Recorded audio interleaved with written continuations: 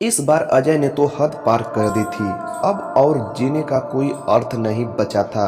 अब खुद को खत्म कर दूं, इसके सिवाय दूसरा विचार उसके मन में नहीं आ रहा था। दोनों बच्चे गहरी नींद में थे। एक नज़र उन तरफ देखी, उसके सिर पर प्यार से हाथ फेरा। आंखों में आंसू की धारा बहने लगी थी। उसने मन में एक दृढ़ निश्चय किया था। रात के 2 बजे थे, हर तरफ बहुत सन्नाटा था और वह धीरे से उठी और दूसरे रूम में गई।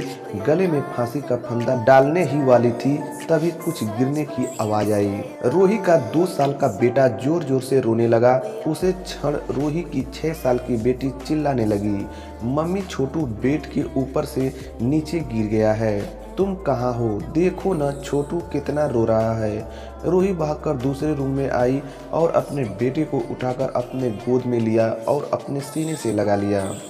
बेटी रोते हुए बोली, मम्मी तुम कहाँ चली गई थी, मुझे बहुत डर लग रहा था, तुम हम दोनों को छोड़कर कहीं मत जाओ, मुझे अकेले में बहुत डर लगता है। रूही अपने दोनों बच्चों को पास लेकर जोर से गले में लगा लिया और रोने लगी। दोनों बच्चे उसे सीने से लिपट कर सो जाते हैं। रोते रोते रूही को कब नींद आ गई उसे पता ही नहीं चला। काम वाली बाई गंगू की आवाज़ से रूही की नींद टूटी। अरे मैडम, आपने बाहर का गेट खुला क्यों छोड़ दिया था? अरे मैडम, क्या हुआ, अभी तक आप सोई हुई, तबीयत तो ठीक नहीं? तो खुद को संभालते हुए बोली, हाँ थोड़ी तबीयत ठीक नहीं है। घड़ी में वक्त देखती है तो 8:30 बजे थे। आज तुम्हें आने में इतनी देर क्यों हो गई? मैडम, चौथी गली में मेहता जी रहते हैं, उनकी बहू ने फांसी लगाकर आत्महत्या कर ली। 2 बच्चे हैं उनके, उनकी एक 10 साल की बेटी और एक 6 साल का बेटा है। ये सुनकर रूही के कलेजे को धक्का लगा। अपनी साड़ी ठीक करते हुए पूछा, कब हुआ? गंगू ने बोला, रात को हुआ मैडम, मैंने ऐसा सुना है कि उसके पति की दूसरी औरत से संबंध थे, कमबख्त अभी तक नहीं आया। अचानक रोही ने गुस्से से बोला, अच्छा किया, वह आया न आया उसने क्या फर्क पड़ता, अब वह थोड़ी न देखने आने वाली है। ये सुनकर गंगू रोही के कान के पास आई और धीरे से बोली, मैडम मैं अनपढ़ गवार हूँ और घर घर से जाकर झाड़ू पोछा करने मेरे पेट भरते हूँ और आप पढ़े लिखे हुए लोग हो, भले ही मैं आपसे उम्र में बड़ी हूँ, जीवन का अनुभव आपसे थोड़ा ज़्यादा है। आजकल साहब और आपके बीच जो चल रहा है वह ठीक नहीं है। मुंह बंद था फिर भी मेरे कान खुले रहते थे।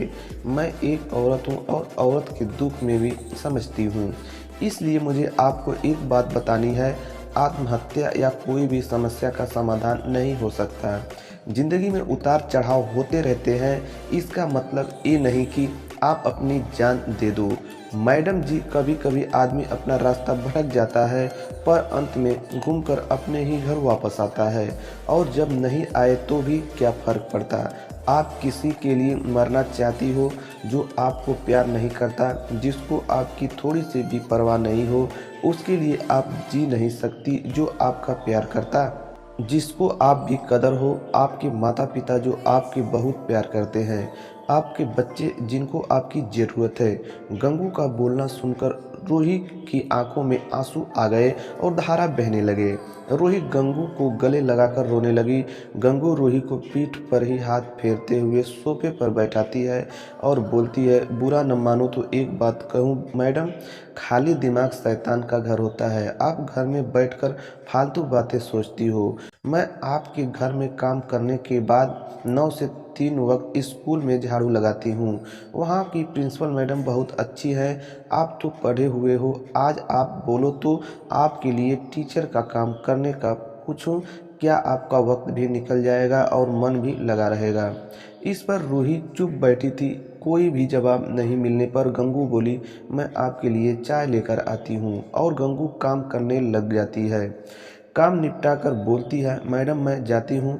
उतने में रूही उसे बोलती है, रुको गंगू, तुम स्कूल में मेरे लिए पूछना, यदि संभव हो तो प्रिंसिपल मैडम का नंबर मुझे लाकर दो। गंगू के चेहरे पर खुशी का भाव दिखा। गंगू रूही के पास जाकर बैठी और धीरे से बोली, मैडम मैंने दूसरे रूम में बेड पर स्टूल रखा हुआ देखा है। ऐसा आप कभी भी मत करना, यहाँ आपका घर है। इसके बचाने को आपसे जो हो सके वही कीजिए। गंगू रूही के हाथ अपने हाथ में लेकर बोली, मैडम एक फिल्म में एक हीरोइन ने एक डायलॉग बोला था, लड़ाई लड़कर जीती जाती है, मरकर नहीं, क्योंकि मुर्दे कभी लड़ा नहीं करते।